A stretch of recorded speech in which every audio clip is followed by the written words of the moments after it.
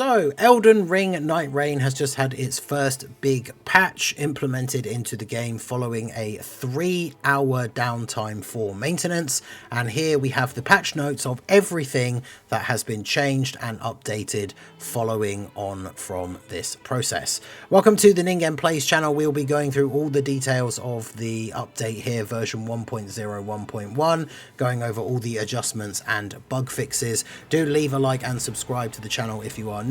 Plenty of Nightreign guides and content are coming your way.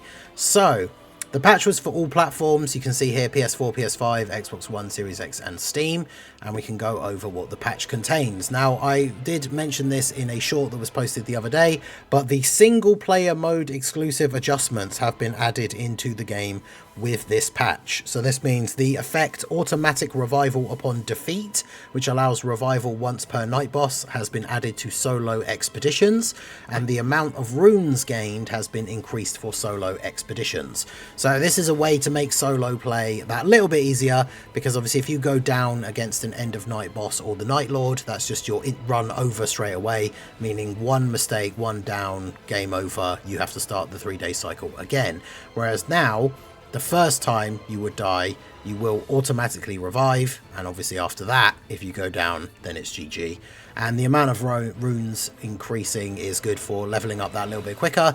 I know some people have complained about the idea of a difficulty nerf, the true like Soulsborne elites that want to suffer in their solo Soulsborne expeditions, but remember that I guess apart from the automatic revival on defeat, which I guess you have no control over because it just happens when you die, like if you really want to still keep the challenge, whilst you are getting extra runes, you don't necessarily have to use them, right?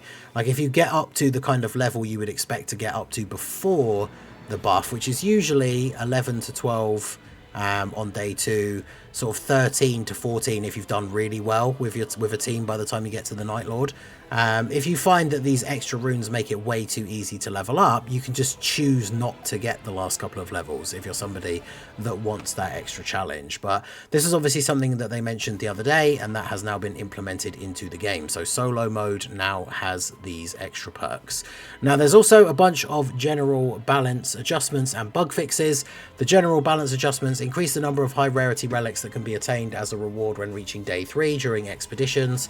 So essentially, if you reach day 3 but you die to the Night Lord, you will still get some higher rarity relics than you maybe would have before, and obviously if you defeat the Night Lord you have a higher number of relics as well.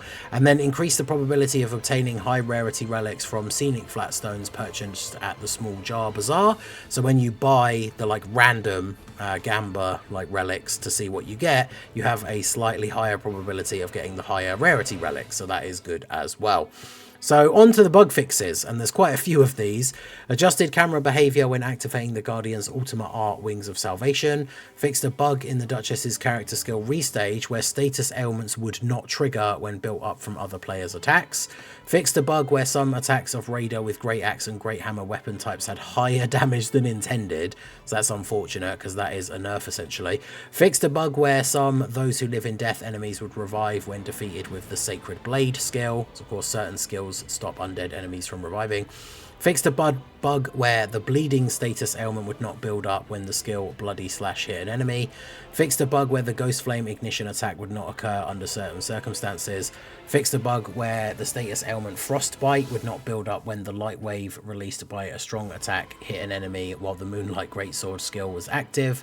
A bug where the speed of arrows fired with Mighty Shot and Enchanted Shot was slower than expected. A bug where the attack range of the magic spell Rock Sling was longer than expected when using it with a staff equipped in the left hand. A bug where the effect of reducing the maximum HP of enemies when the incantation Black Blade hit them was not activated. The passive effect successive attacks negate damage would stack when successive attacks were made while the effect was active. Fixed a bug where some passive effects were not displaying their effects at the correct value. Fixed a bug where the relic special effect Guardian become the target of enemy aggression when ability is activated would not activate under certain situations. That's a big one because for Guardian using that relic and then blocking and becoming the target, like drawing the aggro as the actual tank character, is really useful. So apparently there was a situation where this would not activate, so that's been fixed. Fixed a bug where certain effects were not being applied to relics obtained from expedition rewards or purchased from the Small Jar Bazaar. Fixed a bug where items that could be obtained upon completing a remembrance in the remembrance world when the scenario conditions were met could not be obtained when changing characters and concluding a remembrance. Fixed a bug in the behavior and specifications of certain attacks and actions of specific enemies. Fixed a bug that caused the game to become unstable under certain conditions during battles with specific enemies. I know there's been an issue with the Gaping Dragon, like massive area of effect that causes a lot of like lag and freezing, which is kind of crazy. Fixed a bug in the graphics rendering during battles with specific enemies. Fixed some incorrect information in the staff credits. Go on, make sure everyone gets the credit. That's kind of crazy. Fixed some text. Fixed a bug where some sound effects would not play correctly. Fixed a bug where the exit remembrance effect was not displayed during a wilder remembrance on some platforms. Fixed a bug where the HUD was not displayed on some platforms. Bug where the game would crash under certain circumstances. I mean, stuff like that is so vague. Fixed a bug where the game would crash under certain circumstances. So, I mean, if you've experienced any crashes, hopefully the issue that caused it is one of these ones that's now been fixed. Fixed a bug where expeditions and reconnecting to sessions would fail under certain circumstances, and fixed a bug where background music would not play properly under certain circumstances on some platforms. There's also some Steam-only adjustments. So fixed a bug where some graphics were not rendered correctly when low was selected in the quality settings under graphics. Fixed a bug where the climb up action sometimes failed when using a keyboard, and fixed a bug where the climb up action was difficult to perform when using a gamepad. Now, funnily enough, as a PC player, I have actually found that sometimes the climbing up certain sections could be really frustrating, so I'm looking forward to playing this after this patch now, and hopefully that will be a little bit easier, because especially when you're frantically trying to climb up somewhere to get away from the enclosing circle, you don't want to be making the same jump multiple times and wondering why you're not actually climbing up onto the ledge. So there you go. The version number in this update shown in the lower right corner of the title screen will be as follows: app version 1.0.1, regulation version 1.01.2. So that is everything from the maintenance. As you can see, a lot of bug fixes, nothing massively major, a lot of things just certain skills not activating correctly. Being able to receive more relics is definitely very big and very useful, and the solo mode buffs, I know some people, like I say, not happy about those, but aside from the automatic revival thing, you can just choose not to take advantage of the extra runes.